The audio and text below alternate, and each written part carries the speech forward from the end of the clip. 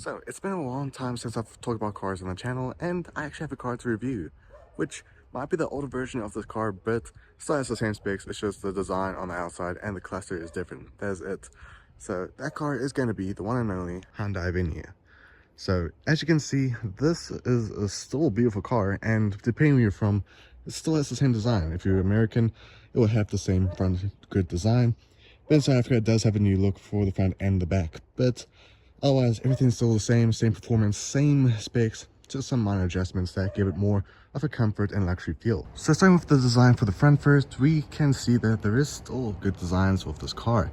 Now, of course, like I said, this is the older model, but Americans do have the same design in America, and it's basically just new with the cluster. But you can see that you do have a skid plate, which does give you some advice that, well, you can still use this car for off-road use, but it's for minor off-road use, so it's not heavy off-road type of terrains. Now getting closer, you can see that the lights are actually really well designed. Now, like I said, the American design still has the same look, but in South Africa it is a bit of a different look. Now going to the grille, I'll definitely say I wish they did do this one thing to make the grille look more stylish, is to do a black chrome, because black chrome actually looks pretty good. My brother still made a design for like a concept, it actually looks pretty good. Now going for the side look, it does have a nice side profile. It is very long, but I mean, it's a decent sized vehicle.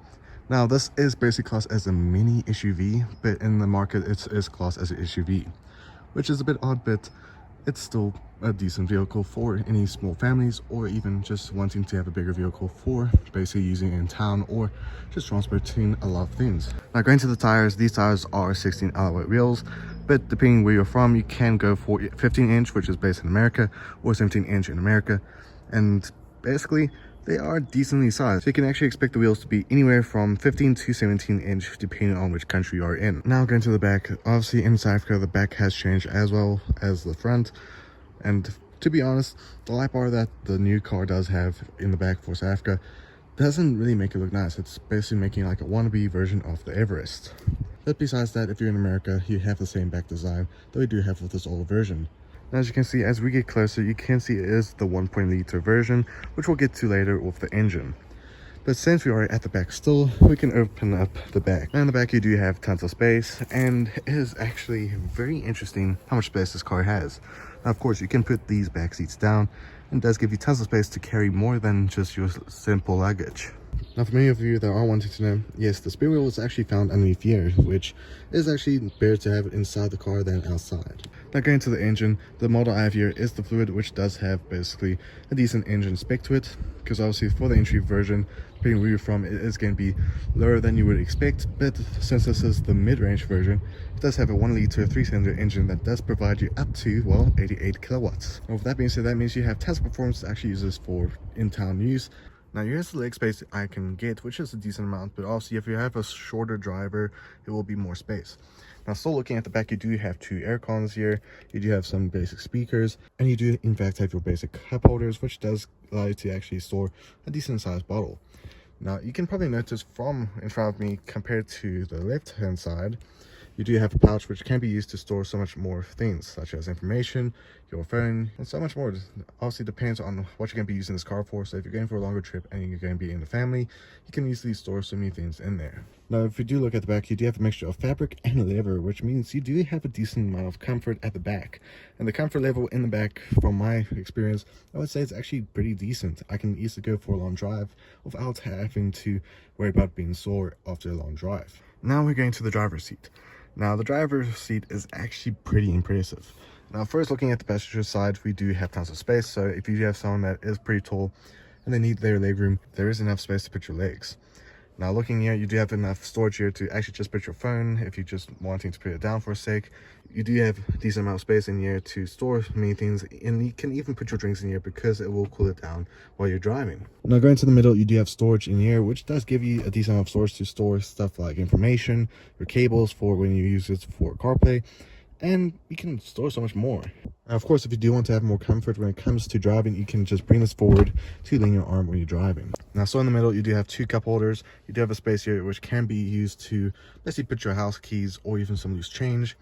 You do have a nice decent space here to store your phone, and depending on which model you go for, you do have wireless charging, which is a nice function to have. Now, the gear shifter is actually very comfortable to adjust, and I mean, I would definitely say out of all the cars I have reviewed on the channel, this is probably the best one to go for. Now, going down here, you do have a fast charger USB port, and you do have a normal USB. If you do go for the newer models, it is going to be USB Type-C. Now, going to the driver's side, you do have your normal buttons to obviously lock some of the windows for when you have kids in the car. You also do have a button here that will help you adjust your mirrors if you want just to park the car somewhere in the garage and you don't want them to have it out so it doesn't get hit by any other cars. So you can just push it down to close it, and when you're done and you want to put it out again, you just push it again to open it up. Now, going to the steering wheel, you do get a nice leather steering wheel, which is actually pretty comfortable to the hand. And the steering wheel is actually pretty loose to basically move. You do have a good range when it comes to turning the steering wheel, so it's going to be easier for you to go around corners and easily park in certain situations. Now, of course, with the newer models, you do have a more of a technological version of the clusters, so that's one of the main differences you do have with this version compared to the newer models that are currently out in the market. Now, of course, if you do have the newer versions, it is keyless, which is a nice plus to have, but for now we do have the normal version. Now, when we turn the car on, you do have Apple CarPlay and Android Auto, which is a nice function to have.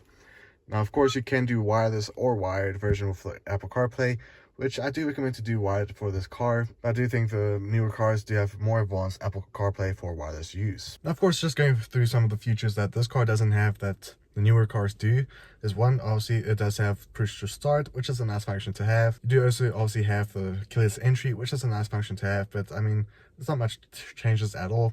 One of the main changes is obviously just the cluster that does have a digital display to the newer models compared to the one we have right here. Now, this car does have cruise control, which is a nice thing to use, especially for long trips, because we have used this cruise control for many long trips and it's actually really smooth and pretty simple to use.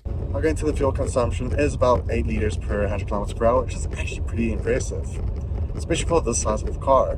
Now, going to why I would say you'd rather go for the automatic compared to the manual, that's mostly due to the fact that, well, the manual is actually very sensitive when it comes to the clutch work. That's why I would actually recommend for anyone to actually go for the automatic. Now, besides the fact that, yes, the whole clutch is actually very sensitive, but it's still pretty good to drive.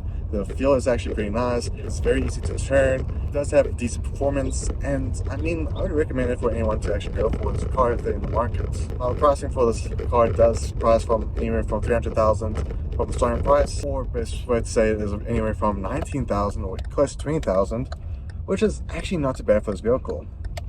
Now, obviously, this is the mid-range version, which I do have, which does go for around about 400,000 Rand. Otherwise, I'll definitely say this car is something that I would recommend for anyone to go for, especially if you are going for something that is not too big for the road, or you're wanting to go for something that does have decent performance, and it can carry a lot more than just basic things. So, I hope you guys enjoyed the video. Be sure to hit that like button, subscribe, and hope you guys enjoy it. Let me know in the comments below of any other vehicles you think I should try to review on the channel.